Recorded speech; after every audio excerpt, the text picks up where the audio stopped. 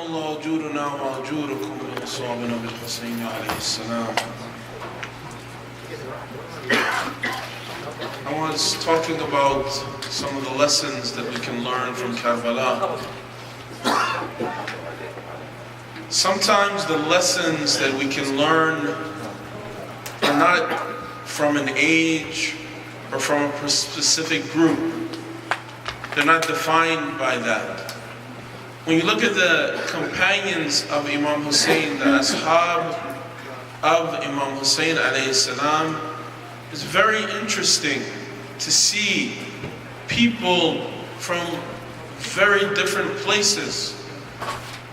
There were some people from Kufa, some people from Medina, some people from Mecca. There was some people who spoke Turkish. There were some people who were African. There were some who were slaves. There were some people who were very old. There were some people who were children and who were very young. But the lessons of the character of Imam Hussain can be learned from any of these people. From any of these people. From any of these groups. There's a beautiful tradition in the hadith from the Prophet of Allah, Rasulullah sallallahu alaihi wasallam, where he says that there are some things that he sees in children that he likes a lot. Some akhlaq, some attributes, some character that he sees in children. And these characteristics he loves, the Prophet of Allah. He says one of those things is that, he says the children, they play with dirt. He likes this characteristic. To play with dirt, meaning that when you see the kids and they're playing in the dirt or they're playing with something low, it means they don't have this kibr, they don't have this arrogance that I am so high or I am so much better that I cannot even touch or play with that. Sometimes people, they have this kind of arrogance that they should only sit with this person, talk to this person, only be friends with this person because of their own arrogance. But the Prophet of Allah is saying the opposite. I like what I see in youth, they don't have this. And the children that they don't have this, and they don't mind even to go and to play with dirt. And we are created from dirt. And we prostrate and put our heads in sajda upon earth. And the Prophet says, I like to see this character. He says, the next thing that I like to see in children is I like that when they make something and then they destroy it. They build something, they make some toys, they knock down those toys. They make some Legos, tomorrow they'll make something new. They make a sandcastle and then tomorrow they'll make a new one. They make something, out of a box, out of toys, and then they'll mess it up and they'll make something new. He says, I like that. Why? Because it means they don't have this attachment and this love for the dunya. All of the problems that people have, what is the root of those problems? حب الدنيا رأس كل خطيئة. This is the root of all the problems. If the person, when he has hasad, when he has jealousy, it is because of the love of the dunya. When a person is talking about someone else and he does ghibah, this is because of the love of the dunya. When a person does not, when he gives an accusation about someone, when he steals and takes something, when he charges too much for something, this is all because of the hope of the dunya. And my Prophet says that I like the children that they don't have this hope of the dunya yet. Look at the children in Karbala. Look at how the children in Karbala were. not thinking about the dunya and what this person has and who this person has and how much they have and gaining more of these maddiyat. They weren't thinking about material things. Some of the bravest companions of Abu Abdullah were children, were young people. Were the Qasims and the Ali Akbars and Oms and Muhammads, and even it mentions some whose names are not known.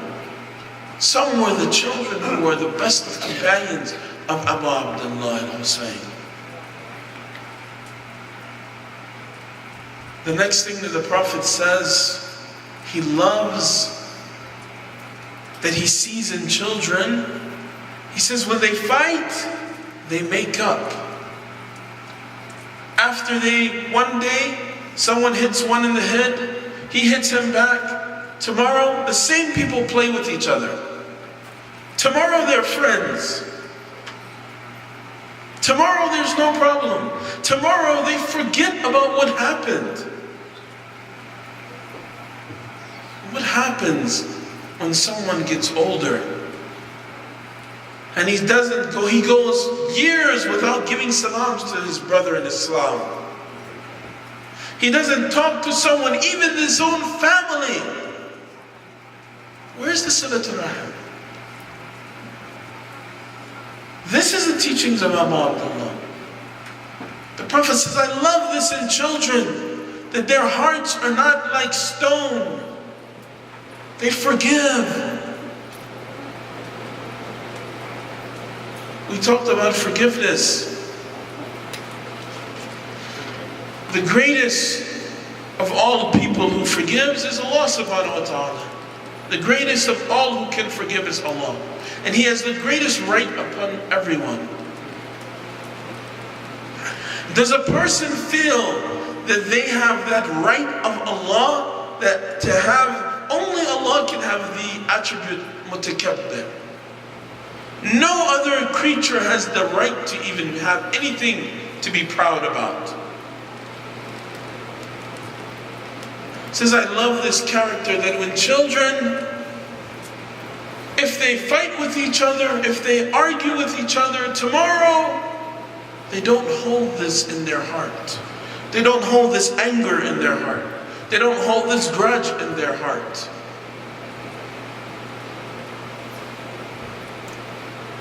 If the ummah of the Prophet, if all of us, if myself first and all of you and everyone, if we have this character where we forgive others, where we don't hold this negativity, and we don't hold this animosity, this hate, this dislike, then we are more closer to the way of the Prophet. And this is more what the Prophet of Allah loves.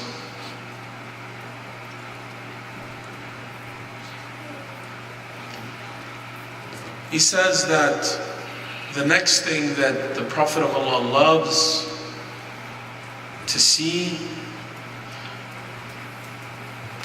in children is that they cry.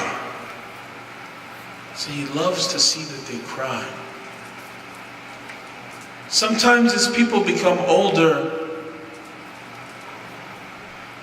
the tears become harder to come. Yes, they say sometimes, why do these kids, they cry so much? An infant, he cries. A small baby, he cries a lot. It says that that cry is the voice of his tawheed. That cry for an infant is him, his taslim, and constantly obeying to Allah and His Prophet. But sometimes we do things that make our own heart very hard.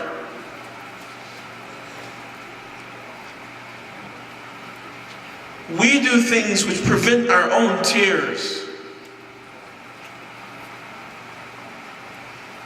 Sometimes our own guna, our own ma'asiyah, our own dhanb, it prevents us from having that acceptance. Allah says, I like when a person can come and shed tears, like what's recommended to cry for Imam Hussain. To cry when we hear about the tragedy of Karbala. It says if you can't cry, even it's okay to pretend to cry. It's encouraged and recommended to pretend to cry. Because of the importance of what this has. Amir al-Mu'mineen says that if you want to be sure that your hajat and your dua has reached Allah and has been answered, he says, know when you are crying in your dua, in your prayers. He says, know that. When we look at the young people in Karbala, they give us a lesson. As I said, sometimes lessons are learned from elders, sometimes they're learned from younger.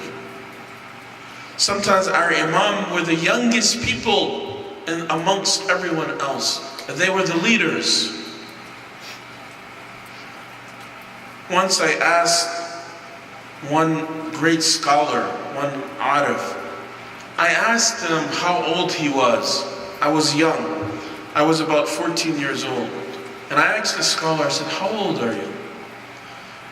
And he looked at me and he smiled. He was very old. He was maybe 90 something. He smiled. He said, age is defined by what you accomplish in this life in becoming close to Allah. SubhanAllah. It means that if you live for 100 years, but your heart does not have any ikhlas, but you do not become closer to Allah, then what did you do in this 100 years? If you live for even 10 years, but you spend that time becoming close to Allah and having ikhlas in your heart, then this is more valuable in the law. These are why the companions and the children of Karbala are those who say things like what Qasim said, that death to me is sweeter than asad. I'd rather have death and shahada than to have life. I'd rather taste death because it will taste like honey to me. This is a youth who has not thinking about the love of the dunya. He's not thinking about the material. He's not thinking about what someone else thinks. He's not thinking about what someone else said. He's not thinking about bills. He's not thinking about problems. He's not thinking about jealousy, about cars, about homes, about anything. He's thinking about how can I make my Lord happy? How can I gain Ridwanullah? Death to me is sweeter than honey. These are the lessons that we should learn, inshallah, for ourselves, because the companions of Hussain will be very much like the companions of our Imam Mahdi Ajalallah Ta'ala Farajuhu Sharif. Wassalamu alaikum.